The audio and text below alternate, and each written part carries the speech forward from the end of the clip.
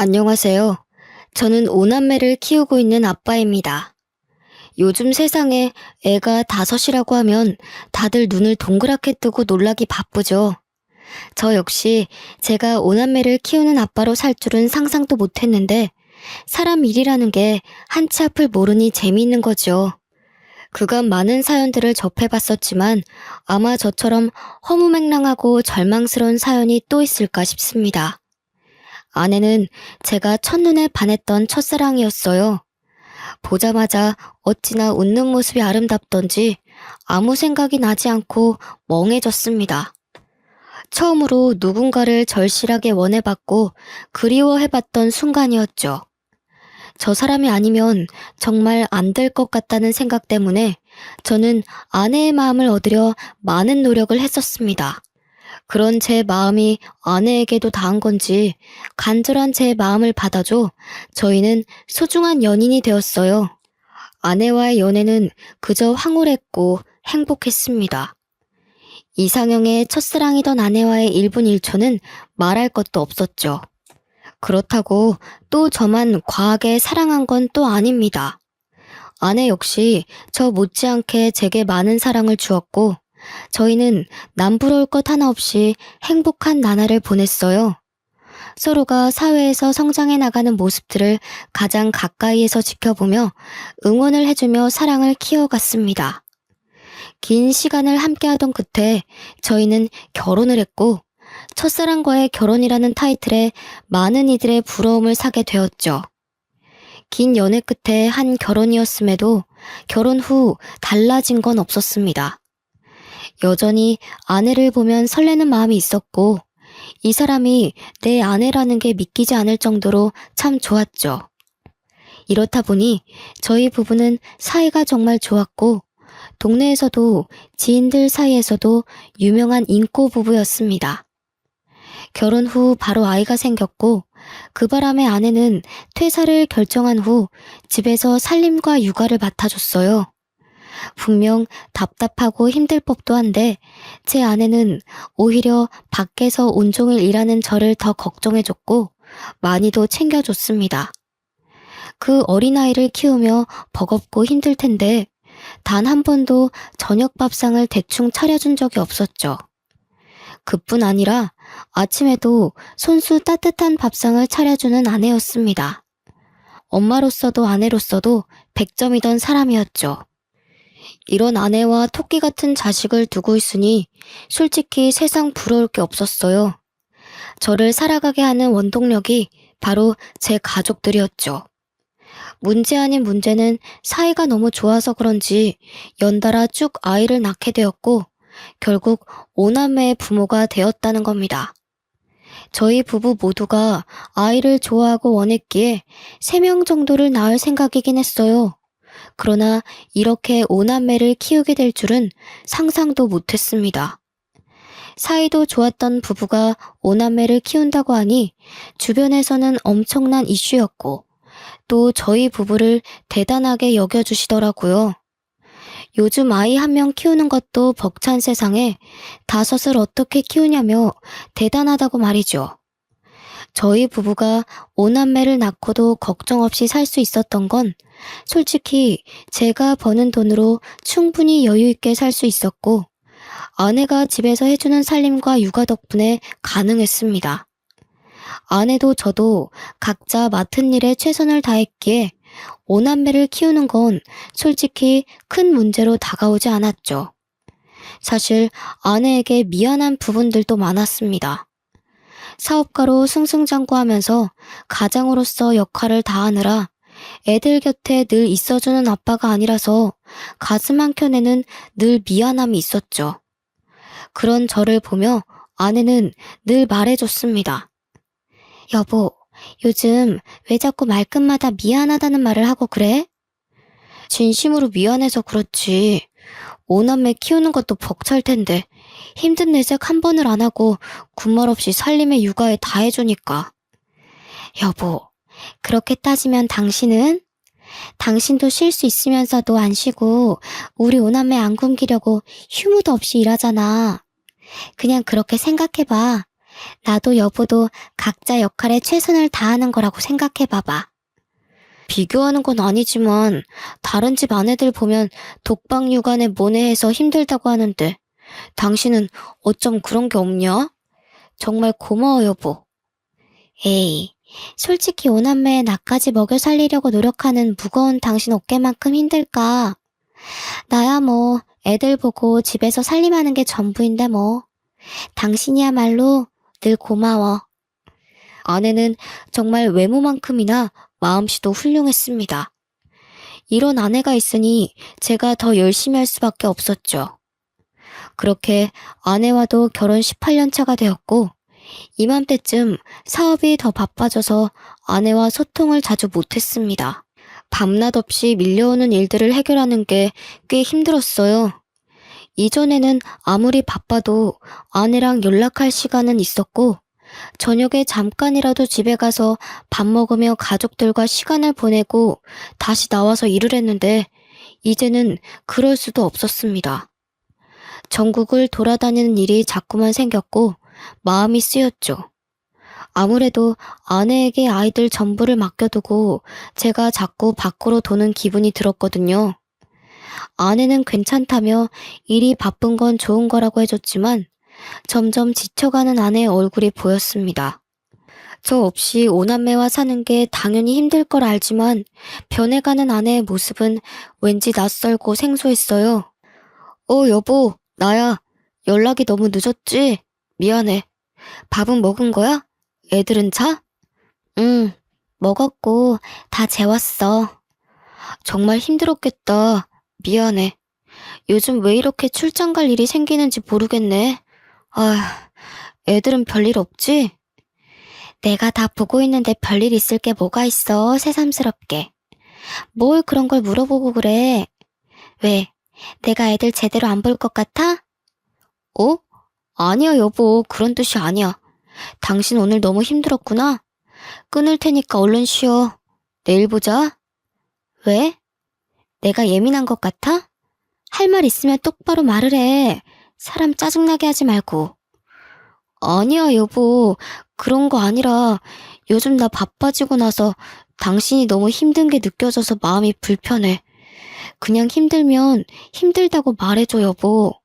가정부나 시터를 고용하던가 뭔가 방법을 찾아보게. 내 살림은 내가 한다고 했지. 그리고 내 새끼들을 왜 남한테 맡겨? 내가 알아서 한다는데 왜 그러냐고 왜? 그래 알겠어 여보. 오늘은 우선 쉬고 내일 얘기하자. 한 번만 더 그딴 소리 해봐. 가만 안 둘 거야. 아내는 확실히 변했습니다. 아무리 화나는 일이 있어도 절대 소리치는 성격이 아니었는데 이때쯤은 조금만 뜻이 달라져도 막 소리를 지르며 사람을 당황시켰죠. 이런 아내의 달라진 모습이 화가 나는 게 아니라 너무 미안했습니다. 오죽 힘들었으면 18년 만에 처음으로 저런 모습을 보일까 싶었거든요. 이런 아내의 변화는 그저 제 마음을 아프게 할 뿐이었고 어떻게든 가정에 소홀하지 말자는 생각을 했습니다. 그래서 저는 그 바쁜 와중에도 무조건 지방에 갔다 와도 집으로 돌아왔고 집에서 보내는 시간을 많이 만들려고 노력했어요. 아무래도 제가 집에 있으면 오남매가 아내를 귀찮게 하지 않으니 쉴 수 있었죠. 전 아내에게 그런 쉼의 시간을 주고 싶었고 제 마음이 닿은 건지는 모르겠지만 제가 집에 있으면 아내는 늘 안방에 들어가 침대에 누워버렸습니다. 그런 모습에 내심 서운할 때도 있었지만 얼마나 지치면 그럴까 싶어서 아무 말도 하지 않았어요.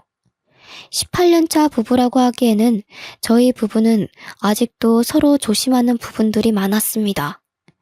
18년 차가 되면 어느 정도 서로 편해지기도 하고 각자 사생활을 존중해주는 부부들이 많지만 저희는 그렇지 않았죠. 그래서 주위에서 이런 말도 많이 들었습니다. 첫사랑과 결혼하면 18년이 지나도 설레냐는 둥, 여전히 아내가 그렇게 좋냐는 둥 말이죠. 그런데 꼭 첫사랑과 결혼해서 그런 것 같지는 않고 제가 아내를 위하는 마음이 크다 보니 조심스러웠고 그런 제 마음을 아내도 따라줘서 가능했던 것 같습니다. 어떤 문제도 없이 평탄하게 달려온 결혼 생활은 갑작스럽게 금이 가기 시작했어요. 아내가 이상하게 점점 집안일에 소홀해지는 게 느껴졌죠. 처음에는 대수롭지 않게 여겼습니다. 그러나 상황은 정말 심각했어요. 하루는 일을 하고 있는데 애들 학원에서 전화가 온 겁니다. 아, 네. 여보세요?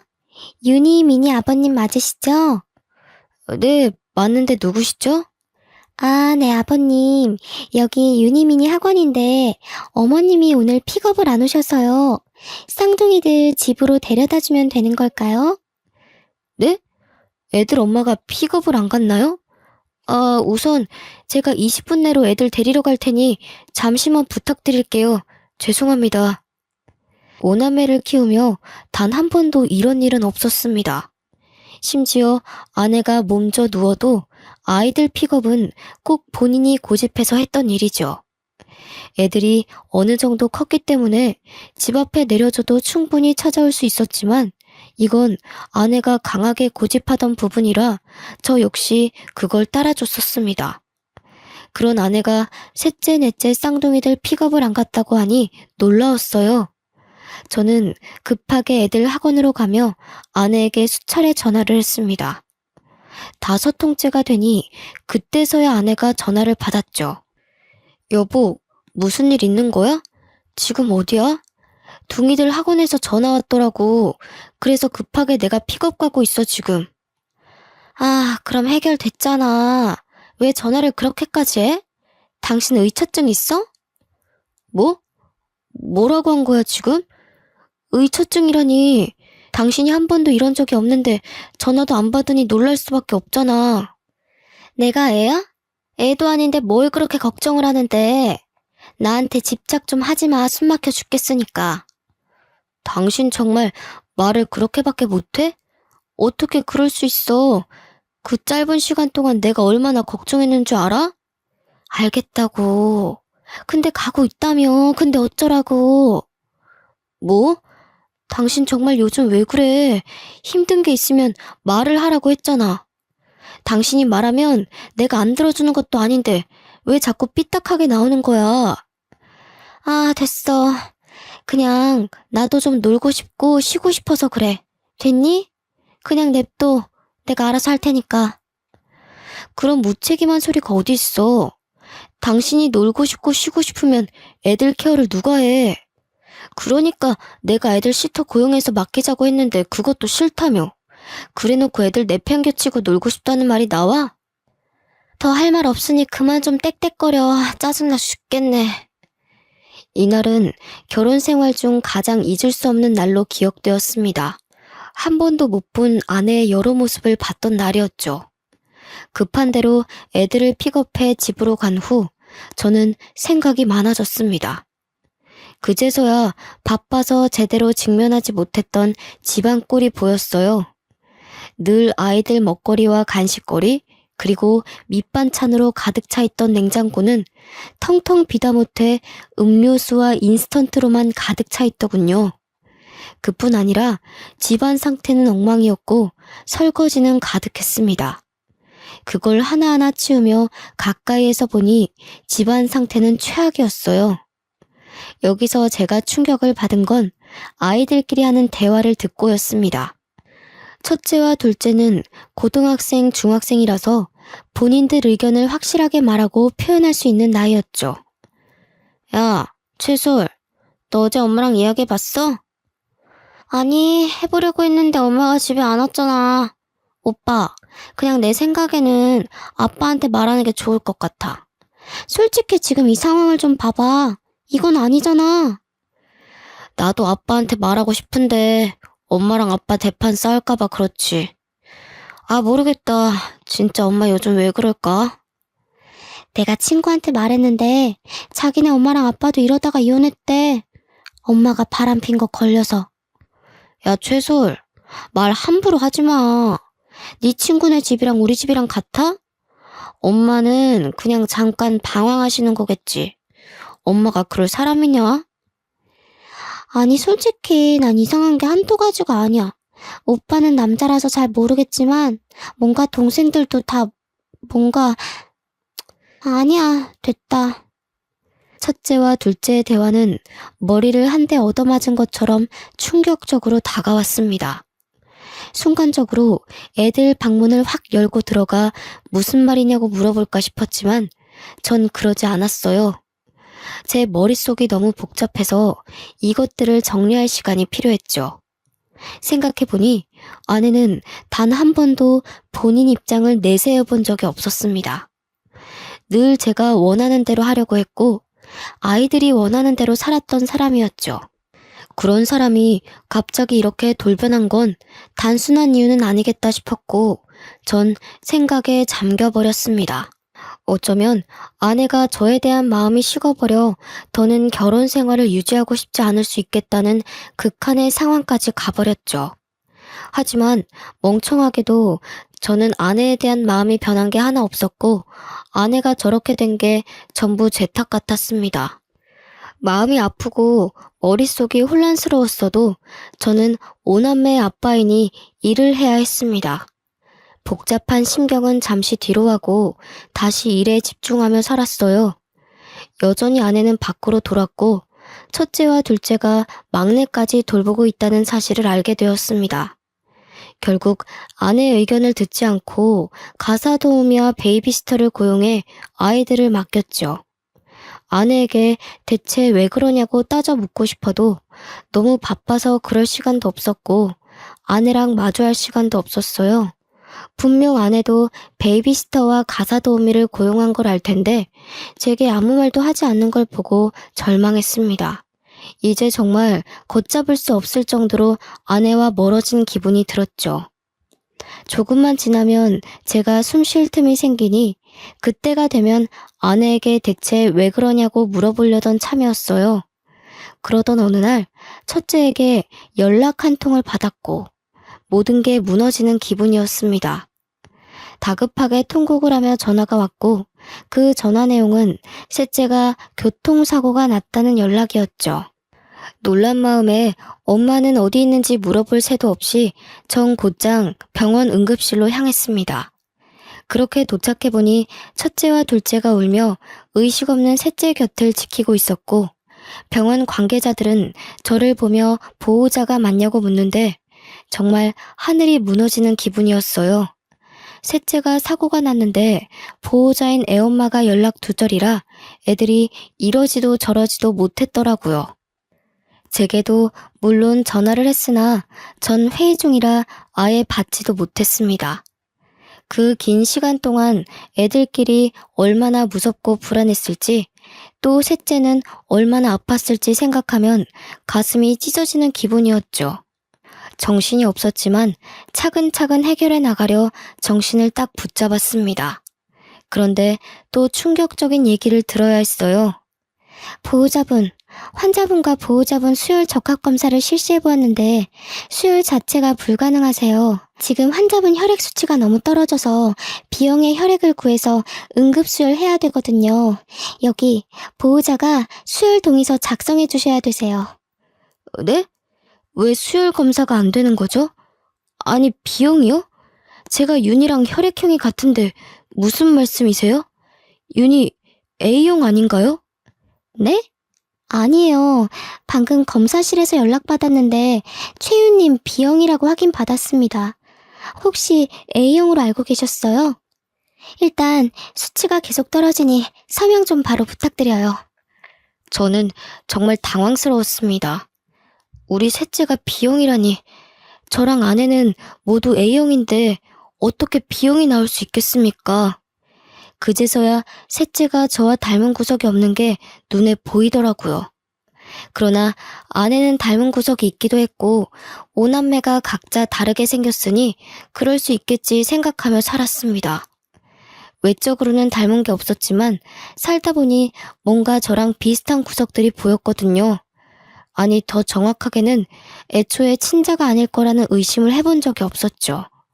셋째와 저의 유전자 검사를 진행하는 과정에서 혹시나 하는 마음에 오남매 전부 친자 검사를 실시했습니다. 사실 두려웠어요. 이미 셋째는 제 친자가 아닌 걸 알게 되었고, 셋째가 쌍둥이니까 넷째도 친자가 아니라는 소리였죠. 그런데 혹시라도 오남매 중 한 명도 내 핏줄이 없다면 이 상황을 어떻게 헤쳐나가야 할지 모르겠더라고요. 그리고 대체 아내가 왜 이런 짓을 한 건지 납득할 수 없었습니다. 떨리고 두려운 마음으로 오남매의 친자 검사를 모두 했고 믿고 싶지 않은 결과를 확인하고 손이 떨리기 시작했습니다. 어떻게 5아이 모두가 친자가 아니라는 결과가 나올 수 있을까요? 저는 아직도 믿기지 않습니다. 결과가 확실하냐고 몇 번이나 되물었죠. 참 믿기지 않았던 게 저희 부부는 사이도 좋았고 자연 임신을 수도 없이 시도를 했습니다. 그렇기에 오남매를 무리 없이 낳아서 키울 수 있던 건데 친자가 아니라뇨. 여태 자연 임신을 시도했던 건 대체 뭔가 싶었고 저는 혼란 속에 비뇨기과로 향했습니다. 말을 꺼내기도 어이가 없고 수치스러웠지만 정확히 알아야 했어요. 그러자 의사는 제게 놀라운 말을 해줬죠. 최준호 씨, 혹시 모르셨던 건가요? 네? 제가 뭐를 몰라요? 그냥 말씀해 주세요. 아니, 최준호 씨 무정자증이신데 오남매를 키우신다고요? 그럴 수가 없거든요. 네? 제가 무정자증이라고요? 그럼 자연임신을 수차례 시도했어도 애초에 불가능이었다는 거죠? 그렇죠. 무정자증이셔서 애초에 아이를 갖는 건 무리신데. 아무래도 아이들 친자 검사를 해보는 게 좋으시겠네요. 말을 하면서도 제 마음이 무겁네요. 놀랍게도 저는 아이를 가질 수 없는 무정자증이었습니다. 애초에 자연임신을 그렇게 시도했어도 불가능했던 거였죠. 의사의 말을 듣고 나니 모든 퍼즐들이 하나씩 맞춰지기 시작했습니다. 동시에 아내에 대한 증오스러운 마음이 점점 커지기 시작했고 왜 제게 이런 일까지 벌였는지 이유가 알고 싶었어요. 아내를 만나러 가기 전 생각을 정리할 시간이 필요했습니다. 그래서 부부 상담사로 일하고 있는 친한 지인을 찾아가서 그간 있던 일들을 모두 실토했죠. 나 무정자증이래. 그리고 우리 오남매 전부 내 친자가 아니라더라. 이번에 셋째 교통사고 나서 수유를 해야 했거든. 그래서 내 피 주려고 병원에 말했더니 친아빠가 맞냐고 하더라. 혈액형이 다르다고. 참, 뭐야? 너 이거 사실이야? 친자 검사를 해본 거야? 5명 전부 해봤더니 오남매 전부 내 친자가 아니래.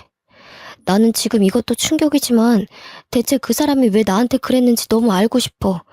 나는 몰랐어도 본인은 알았을 거 아니야. 그런데 어떻게 18년을 감쪽같이 속이고 살았을까? 이건 보통 일이 아닌데? 너 괜찮냐? 하도 어이가 없고 충격적이라서 눈물도 안 나온다. 그냥 집사람이랑 대면을 해야 하는데 그 입에서 무슨 말이 나올까 무서워. 나랑 결혼 생활을 하는 내내 외도를 했다는 거잖아. 맞지? 준호야, 내 말 잘 들어. 우선 너 정신 똑바로 차려야 해. 알겠지? 집사람 분명히 불륜이니까 증거 똑바로 잡아야 해. 열받고 감정이 격해지겠지만 결국 이성 찾고 증거를 찾는 게 준호 네가 이길 수 있는 방법이고 복수할 수 있는 방법이야. 어떻게 증거를 찾아야 할지도 모르겠어. 그냥 머릿속이 백지처럼 새하얘. 내가 아는 탐정이 있거든? 내 지인인데 정말 합법적으로 증거 잘 찾아주니까 그쪽 도움 받아봐. 내가 말해둘게. 알겠지? 혼란스러워 아무 생각도 할 수 없었던 저였지만 지인의 도움으로 조금씩 자리를 잡아가게 되었습니다. 아내에게 왜 그랬냐고 당장이라도 따져묻고 싶었지만 지인과 대화를 해보니 증거를 찾는 게 우선이라는 생각이 들었죠. 그래서 열받고 분하지만 증거를 찾을 때까지는 입을 다물고 있기로 했어요. 솔직히 많은 생각이 들었습니다. 오남매 모두 아빠가 다른 건지 아니면 다 같은 아빠인 건지 이것조차 알 수 없는 상황이니 미치고 팔짝 뛸 노릇이었죠. 그렇게 하루하루를 애타며 그 결과를 기다렸고 드디어 아내의 화려한 비밀을 알게 되었습니다. 아마 제 사연을 읽는 분들도 많이 놀라실 텐데 차분히 말해볼게요. 아내에게 상간남은 총 4명이었습니다. 여기서 멈추지 않았던 충격은 이 4명의 상간남들이 전부 저희 집 맞은편 아파트에 살고 있었죠. 결국 애 5을 키우는 애엄마가 한 동네에서 5살림을 하고 있었다는 말인데 전 정말 쓰러질 뻔했습니다. 얼마나 간이 크면 어떻게 이런 짓까지 할 수 있었을까요? 더군다나 애들과 같이 사는 이 동네에서 그러고 싶었을까요? 증거를 찾아다 주신 탐정이 제게 이런 말을 했습니다. 제가 탐정일 10여 년 동안 하면서 이렇게 미친 여자는 처음 봅니다. 애엄마가 집 앞에서 5살림을 차린 건 진짜 처음 봐서 제가 며칠 내내 주의 깊게 본 거였거든요. 제가 착각했을까봐요. 정말 5살림 맞나요? 증거를 받긴 했는데 아니 상식적으로 믿기지가 않아서요. 별꼴 다 보는 저도 황당한데 얼마나 놀라셨겠어요. 다른 거 다 필요 없고 얼른 이 증거로 상간남 소송 싹 다 해버리고 이혼하세요. 저 여자는 고쳤을 것도 없어 보입니다. 본인의 일이 저렇게 불륜 저지르는 사람들 증거를 찾아주는 일이지만 이런 수준은 처음 봤다며 많이 놀라더군요. 그 놀라는 모습을 보고 있자니 제가 더 마음이 불편했습니다. 탐정이 힘들게 찾아준 4명의 상간남 머리카락을 저희 자식들과 친자 검사를 실시했습니다. 어이가 없어서 말이 나오지도 않았어요. 이 상간남들이 전부 우리 오남매 친부들인데 하나같이 모두 화려하더군요. 첫째 아들의 친부는 우리 집 앞집에 살고 있던 노총각이었죠. 앞집에 사는 사람이라 한두 번 마주친 게 아니라 더 소름 끼쳤습니다.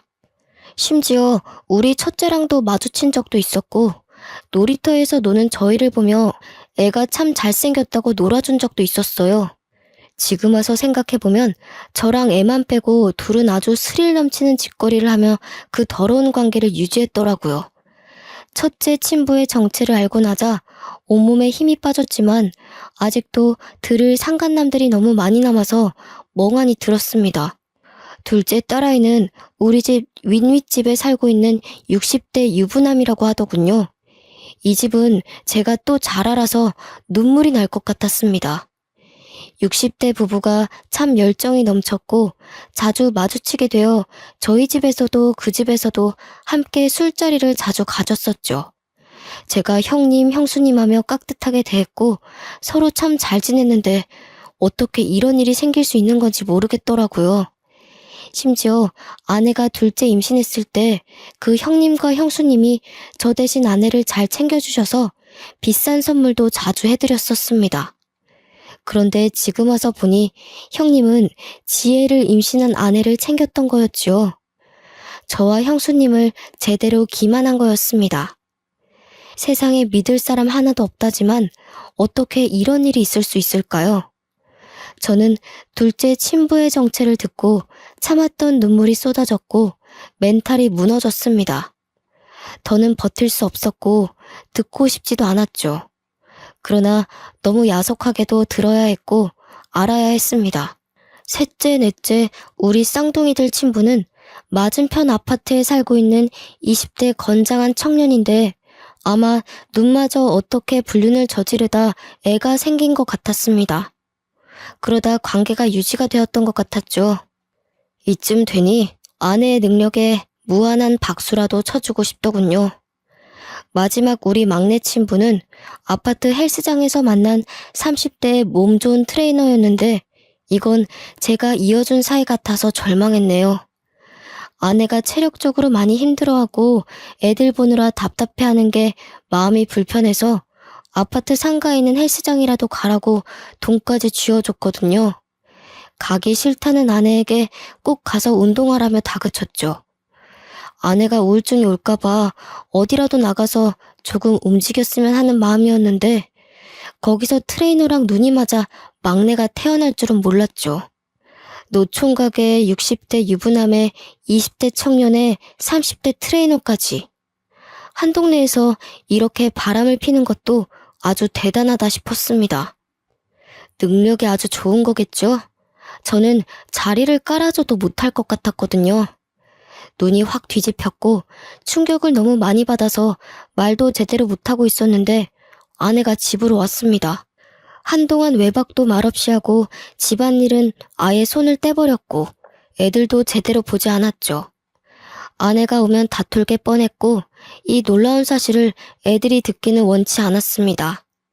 혹시 몰라 이웃집에 나눠서 애들을 맡겨뒀고 불 꺼진 집에 조용히 앉아있으니 아내가 놀라서 먼저 말을 하더군요. 아, 깜짝아. 뭐야, 집에 있으면서 인기척도 안 내고 불은 왜 다 끄고 있어? 애들은 이게 뭐냐? 당신 눈으로 직접 봐봐. 아주 재밌던데? 뭐야? 당신, 나 미행이라도 한 거야? 어떻게 이 사진들이 다... 내가 시간이 남아 돌아? 이딴 더러운 짓 하는 아내 미행이나 하고 다니게? 너 정말 화려하더라. 너무 더러워서 말도 못 꺼내겠다. 노총각의 60대 유부남의 20대 남자의 30대 트레이너까지. 당신 대단하더라. 여보, 그게 내가 다 설명할 테니까 기회를 줘. 응? 무슨 설명이 필요해. 애 5을 낳은 엄마가 한 동네에서 5살림을 하고 있었는데. 안 그래? 나 하나만 좀 물어보자. 나한테 대체 왜 그런 거냐? 내가 당신을 좋아해주니까 만만했어? 난 좀 머저리 같으니까 남편으로 두고 당신은 욕구 풀고 다닌 거야? 여보, 정말 그런 거 아니야. 웃기지 마. 뭐가 아닌데 대체. 애가 5인데 내 친자식이 한 명도 없다는 걸 어떻게 받아들일까? 어? 너는 내가 가만 안 둘 거야. 날 기만한 죄도 있지만 5남매들 인생도 꼬이게 한 죄값 내가 받게 해줄 거라고. 애들이 당신 실체를 알아봐. 얼마나 충격 먹겠냐? 어? 나도 애들이 누구 애인지 몰랐다고. 한두 명이어야 나도 계산하지. 한 명도 당신 친자가 없는 건 나도 몰랐다고.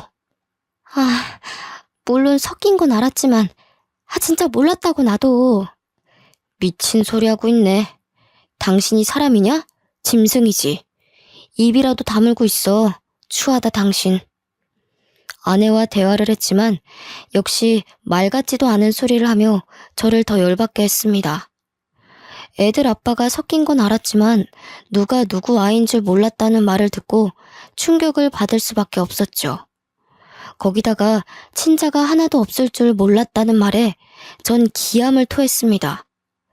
더는 아내를 상대하고 싶지도 않았고 저는 정신을 바짝 차리고 아내에게 복수를 했어요. 저렇게 개념 없는 아내에게도 약점이란 게 있었습니다. 바로 교수인 장인과 교감인 장모였죠. 워낙에 엄격하신 분들이라 이 사실을 알면 제가 뭘 하지 않아도 난리가 날 걸 알고 있었고 그걸 노렸어요. 장인 장모님께 드릴 말씀이 있어서요. 거두절미하고 이 사진들 좀 보세요. 자네 지금 이게 뭐 하는 겐가? 갑자기 찾아와서 무슨 이런 흉측한 사진들을. 이거 지금 우리 아영이가 맞나? 어? 바른 대로 말해보게. 네, 맞습니다. 저희 동네에서 5살림을 하고 있었더라고요. 우리 첫째 아빠는 앞집 총각이고 둘째 아빠는 윗윗집 60대 유부남입니다. 그리고 둥이들 아빠는 맞은편 아파트 20대 남자고 막내는 아파트 헬스장 30대 트레이너예요. 한마디로 제 자식은 하나도 없다는 말입니다. 뭐야? 이게 사실인가 자네? 네, 사실이죠. 곧 그 사람도 올 겁니다. 제가 미리 선수 쳐서 온 거예요. 제가 이걸 보여주니 미안하다고 비는 것도 아니라 뭐라는 줄 아세요? 애들이 섞여 있는 줄은 알았지만 누가 누구애인지는 몰랐다고 하던데요. 심지어 제 친자식이 아예 없을 줄은 몰랐다고 변명까지 했습니다. 이런 망할 것 같으니라고. 당신 뭐해? 당장 전화해서 집으로 튀어오라고 해. 안 그래도 전화 중이에요. 모든 얘기를 듣고 증거들을 본 장인 장모는 난리도 아니셨죠. 교육자 집안에 이런 오점은 있을 수 없다며 아내를 호적에서 파내고 쫓아냈습니다. 아내가 와서 빌고 또 빌었지만 어느 정도 수준이 돼야 용서도 해주는 것이라며 이 정도 수준은 용서조차 구하는 것이 잘못이라고 하셨죠. 역시 제가 본 장인 장모님답게 팔이 안으로 굽지 않고 현명하게 대처를 해주셨어요. 장인 장모의 돈이 없으면 개뿔도 없는 아내이기에 아내는 빌고 또 빌어야 했습니다. 그럼에도 불구하고 장인 장모는 아예 아내를 쳐내버렸고 저 역시 법적 대응을 시작했죠. 이 시간이 제게 너무 힘든 시간이었는데 장인 장모가 수없이 찾아와 사죄했습니다. 아내를 잘못 키웠다며 너무 미안하다고, 사위 인생 박살내서 면목이 없다며 참 마음이 아플 정도로 우셨습니다. 아내가 정신을 못 차리니 두 분이 부모인 죄로 대신해서 사죄를 하고 싶다고 하셨죠. 사실 두 분 잘못이 뭐가 있겠습니까? 저 역시 두 분께는 악감정은 없었기에 그만하셔도 괜찮다고 늘 말을 했습니다. 아내와 법적으로 다투던 것들이 이혼뿐 아니라 많고 다양한 상간남 소송을 전부 하고 있었고 양육권 문제도 있었죠. 사실 제 친자는 하나도 없는 우리 오남매는 아내가 키우는 게 맞긴 합니다. 그러나 저런 능력도 없는 아내에게 오남매를 보내고 싶지 않았어요. 애들 미래가 어떻게 될지 뻔히 보였습니다. 거기다 아무렴 키운 정이 있고 내 새끼들로 여태 키웠는데 친자가 아니라고 해도 도저히 오남매를 버릴 수는 없었습니다. 그래서 제가 오남매를 키우기로 했고 법정에서도 경제적 능력이 있는 제 손을 들어줬습니다. 여기서 오남매의 의견도 물어봤는데 어느 정도 사실을 알게 된 오남매 모두가 저와 함께 살고 싶다고 의견을 냈죠. 긴 싸움 끝에 아내에겐 위자료를 받고 이혼을 끝냈고 상간남 소송도 전부 승소해 위자료를 아주 두둑하게 챙겼습니다. 우픈 얘기지만 상간남이 많으니 위자료만 해도 억소리가 나더군요. 거기다 아내는 제게 오남매 양육비를 매달 줘야 했기에 막막할 겁니다. 경력 단절에 능력 부족인 아내가 무슨 일을 할 수 있을까요? 큰 사건을 겪었고 슬픈 진실을 알게 되었던 저와 오남매는 오히려 이전보다 더 돈독해졌습니다. 누구 자식들인지 충격이 컸을 텐데 더 씩씩하게 지내줘서 참 고마운 거 있죠? 아내와 살았던 기억을 전부 잊어내고 싶었고 5살님이나 차린 그 동네에서 오남매와 살기 싫었기에 저희는 기회 삼아 더 좋은 집으로 이사를 했어요. 이사 후 이모님들 도움을 받아서 살림과 아이들 양육을 하고 있지만 또 큰애들이 동생들을 잘 돌봐주기도 해서 저는 걱정 없이 돈을 벌고 있습니다. 그리고 끝까지 사죄하시던 장인 장모님이 아내는 버렸지만 오남매와 저를 놓지는 못하셨어요. 제가 일이 바쁜 것도 알고 오남매를 엄마 없이 키우려면 얼마나 신경을 많이 써야 하는지 아셨기에 따뜻한 손길을 내밀어 주셨습니다. 간혹 이모님들이 사정이 있거나 하면 두 분이 오셔서 오남매를 봐주시기도 하고 오남매 각자에게 통장도 지어주시고 노력을 많이 하고 계세요. 처음에는 아예 연을 끊어버리고 싶었으나 두 분에게는 애틋한 손주들이라 그럴 권리는 없다고 판단해서 아내와 절대 접촉하지 않는 조건으로 허락을 했습니다. 이렇게 오남매와 새로운 터에 자리를 잡고 다시 여유가 생기니 문득 전처가 어떻게 지내는지 궁금하더군요. 그런데 아내의 소식을 윗윗집에 살던 형수님께 들었습니다. 제가 상간남 소송을 하면서 유부남이었던 둘째 친분에도 풍비박산이 났거든요. 형수님과 함께 서로 울면서 참 고통을 겪어냈었는데 1년이 지나고 전화 한 통이 왔었죠. 잘 지내고 있지? 애들도 괜찮고? 너도 괜찮은 거지? 네, 저희는 이제 안정을 되찾았어요. 그나저나 형수님은 괜찮으세요? 나는 거기 싹 정리하고 이혼하고 위자료 두둑하게 챙겨서 공기 좋은 곳에서 조용히 살고 있어. 다음에 애들 데리고 놀러와. 쉬고 싶을 때. 잘하셨어요. 너무 충격받으셨을 텐데 형수님도 마음 놓고 편하게 사세요. 다음에 꼭 놀러 갈 테니까 그때까지 건강하셔야 해요. 참, 애들 엄마 소식 들었거든. 여기 살림 차린 상간남들 전부 버렸다고 하더라. 상간남 소송하면서 직장에 소문나서 잘린 사람도 있었고, 우리처럼 이혼한 집도 있고 뭐 그래서 그런지 하나같이 다 버렸다고 하더라고.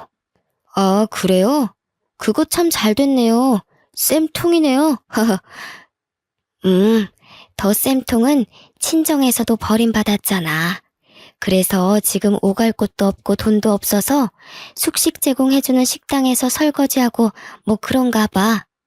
5살림하며 화려하게 살던 게 아주 꼴 좋더라. 우연히 들은 전처의 소식은 한편으로는 불쌍하면서도 쌤통이었습니다. 그러게 조용히 잘 살지 왜 그렇게 무모한 짓을 해서 팔자에도 없는 고생을 하며 살까 싶었죠.